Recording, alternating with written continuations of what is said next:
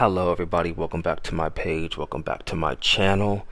It's been a long time. I know it's been a long time coming. Let me stop.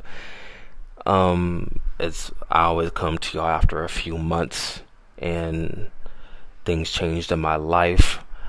I don't know if I'm supposed to say Happy New Year at all because I've been away from my channel for 6 months, 7 months. I had a recent loss in my family. I've been grieving over that, so I haven't had the strength to come back and get behind camera and do a voiceover for y'all. But thank you so much for the support. Thank you for everybody who's been coming to my channel for the past 4 years. Whether you know me from my Melanie Mac videos or you know me from Skyticus Jones or my conspiracy videos, and you guys say such interesting things in my comment section, but I love you all nonetheless. And even those who sent me unalivement threats regarding my Charlie Kirk videos, you guys are still my biggest congratulators, and I still love y'all, and your comments will always be safe on my channel. But nevertheless, let's get to this video. Today I'm coming to you guys with a late review of the movie Obsession. A very late review of the movie Obsession. It's been out for a month, but it's still breaking the box office, and it's being regarded as one of the smartest and best horror movies of the last decade and things like that. And I wanted to hop on the hype train, give my review and give my opinion and analyze this film and things like that. So without further ado, let's get into the nitty-gritty and discuss this groundbreaking film developed by David Wicker. Hopefully I'm pronouncing his name right. And this is a young man who was 26, fresh out of film school when he had made this movie, and he's done shorts on YouTube that went viral. I'm not familiar with his work. This is the only time I've been familiar with his work, and to say that I'm impressed is an understatement. I know I put the hyperbole in a lot of things, but this movie is the smartest horror movie, suspense movie I have ever seen. And to think that he only had a budget of $750,000 is just absurd and things like that. And I saw this movie 2 weeks ago on a Tuesday night. I caught a matinee, I believe, on a Tuesday night. My theater was full. For a horror movie in the middle of June is unheard of, though. So let's see what the hype is, though. Basically, the premise of this movie is that you follow a character named Bear. The character named Bear, played by and I forget the actor's name, but played by this young man right here. And obviously he has a crush on his co-worker Nikki, and had a crush on her for many years. They work in the same video store, and even in the beginning of the film, he's building up the courage to ask her out, practicing on a waitress with his best friend Ethan next to him and things like that. And it's cheesy, it's cringy.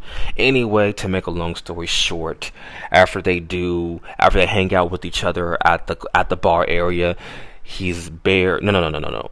Sorry, I'm getting just besides myself, though, because I won't be able to break down the whole movie, but I'll give you the gist and things like that.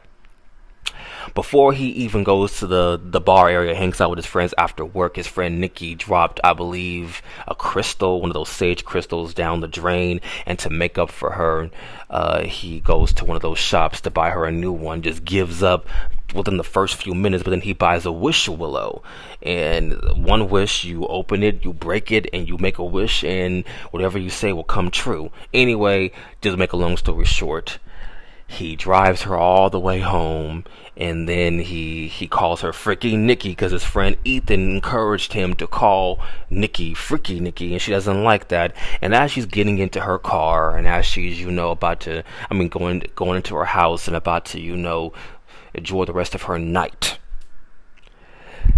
he been acting weird the entire drive home, and she's all like, listen, do you have feelings for me? If you have feelings for me, now is the time to tell me. Now is the time to just let me know and stop beating around the bush. And he couldn't build up the courage to say anything, and was all like, it's nothing. And then she walks into her apartment, and you saw the trailers. breaks the one wish Willow and says, I wish that Nikki would love me more than anybody else in the world.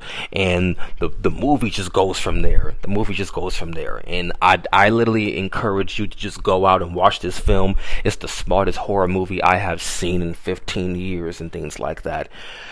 I will tell you why this is the smartest horror movie I've ever seen. Real horror should play upon real fears that men and women go through every single day. Alright, the reason why films like The Bye Bye Man or The Exorcist 2 or they're making another Final Destination or a Final Destination movie. It's been done. It's been covered many times. We're not really scared, and we're desensitized to Michael Myers or Freddy Krueger or Hellraiser or Megan and things like that. Real fear should play upon things that men and women go through in this life and in their real life. And toxic friend groups, male loneliness epidemic, and relationships is stuff that Gen Z is going through so hard and things like that. And so the reason why this movie just hits the nail on the coffin, because it took real life fears that young adults go through, the ages of 18 to 25 right now, toxic friend groups, a male loneliness epidemic,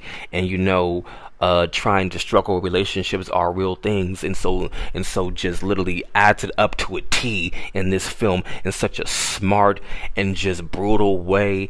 And I hardly get scared with horror movies, but there were points in this film where it was so depressing and claustrophobic, and the tension was so big. I had to tell myself to calm down plenty of times, and I had to sleep with the lights on with this film. It was that scary. And the young lady who played Nikki in this movie, I forget her name though.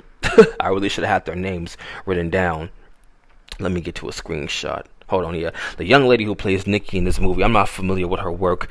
I've seen her a few times in a TV show called Superman and Lois Lane, and she was in the last season of 13 Reasons Why, had a small role, but she has a name written for her in Hollywood, though, because we're already 6 months into the new year. This is an Oscar-winning performance right here. Oscar-winning performance. I haven't seen acting this good from a young person in Hollywood since probably Heath Ledger in The Dark Knight.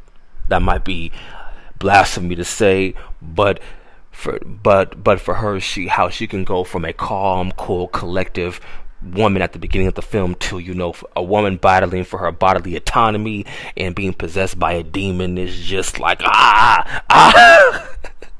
just so good. I highly recommend Obsession. It is a 9 out of 10. This could be the best horror movie of this decade. Sinners is close though, but I can't stop thinking about this movie.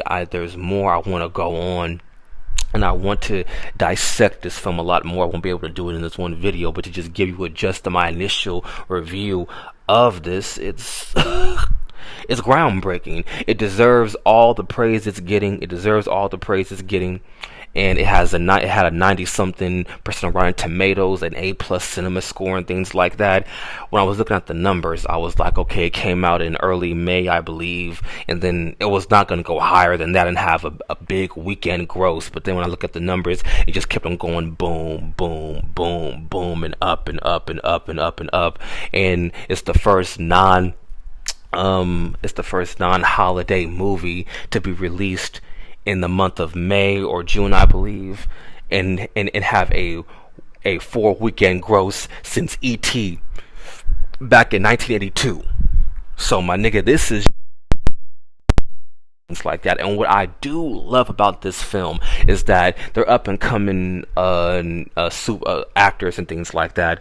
The actor and actress who played Nikki and Bear, I've only seen them here and there, but they're mostly unknown. This is what I'm craving. Hollywood, you don't have to have big name actors and actresses in your film to get butts in the theater. If you make an original movie, an original concept, and do things, just so different and have a clear vision, people will go to the movies and give their money to it and make you millions. Though if they would have, I read somewhere or heard somewhere that Jenna Ortega was the first consideration for the character to play Nikki. I'm so happy it didn't go that way. We need new fresh blood if Zendaya and Tom Holland or Timothy Chalamet was in this movie, it would have been a hard pass for me and things like that. So it's just so good. The fact that this movie had a $750,000 budget, it's absurd. And I study the movie industry. Some people were saying $700,000. Like that is cheap to you guys. Y'all don't know what goes into making production, what makes the visual effects, and not to mention paying the staff and paying your lead actors. Though you need more than that, more than $700,000 to make a good, legitimately good film. And the fact that this young man David was fresh out of film school, had a limited amount of resources, and made the best of what he can with what he was given is just it's the piece resistance. The piece resistance. Just beautiful. The film is back in filmmaking, and I just love it. I love it. I love it. I love it. I can't stress this out to you. This movie is so good. It might be my favorite movie of 2026, but more has to come out though. But more definitely has to come out. But what this movie touched on is the overlapping fear that millennials, I'm going to say Gen Z, anybody born from 1999 to 2005 to 2006, the male loneliness epidemic is getting more and more big. A lot of us are not, communicating the way we should be communicating, and the dating numbers have actually dropped down and things like that. Toxic friend groups are a thing, and this film can also be social commentary on how we have a lot of men who go the Andrew Tate route, the Charlie Kirk route, and become red pill toxic masculine bastards because they don't know how to get a woman. They don't know how to address women. They don't know how to carry on a conversation with women. And the social awkwardness of this movie is a lot of fears that men go through and things like that. And is also social commentary on the fear women go through with it if they say no to a man that's been chasing them, and what he might do if he doesn't get what he wants. And the fact that the main character is Bear, the main character is Bear, is spelled it's spelled the way you think it is spelled. And no joke though, the director is Gen Z. He's 25, 26 years old, and we all remember the Man versus Bear thing back in February of 2024 or May of 2024. If a woman was stranded in a forest and given an option, would she whether to choose a man or a bear to be alone with? The women choose the bear, and so this is definitely going to open up a conversation to where, with that debate, the majority of women on the internet were choosing the bear. And I ain't gonna lie to you, after watching this movie, I can almost see why bras will pick a bear over a nigga.